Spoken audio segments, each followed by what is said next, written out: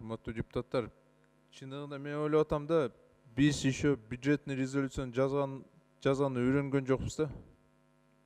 Ачык эле айтсак, мына приоритет жазып атасыңар, ошол эле кезде мындай курулсын, изолятор курулсын, бул приоритет эмес да. Майдалабай, мисалы 2019 жыл бул цифровизация жана региондорду өнүктүрүү. 20 жыл ошого жараша биз приоритеттерди коюш керекпиз да. Бюджеттик ресурстар өтө аз. Жөн эле тияка бияка кыла берсек, эч качан эчтекеге жетпейт да. Биз хотя бы 3 тармакты приоритет кылбайлыбы 20 жылда. Цифровизация биринчи тармакты алайлы. Ошо көбүнчө акчаны камсыздоо кылайлы. Региондорду өнүктүрүү раз айтып атабыз, ошол жерде таза суу маселени көрсөтөлү. Канча сумма болуш керек хотя бы. Үчүнчү тармакты алайлы. Бизди тышкы карыздар боюнча.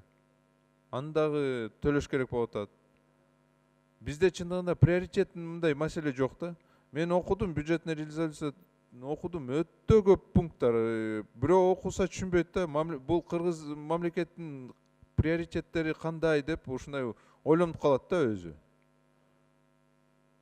Приоритет деп майда нерсени көрсөтүп атабыз да. Биз дагы эле үйрөнгөн жокпуз да ошону жазганын. Давайте хотя бы биз башка мамлекеттерден ушундай примерлерди алайлы. Алар кандай жазып атышат ошону, кандай кылып атышат, алардан үйрөнөлү. Себеби бул жөн эле мындай документ болуп калды да, бюджет кабыл алгандай бүт баарын көрсөттүк да. Мындай кылыш керек, тини куруш керек, тияка камсыздаш керек, акчаны толтуруш керек деп бүт баарын жаздык да. А приоритет жок. Тилекке каршы ушундай болуп калды.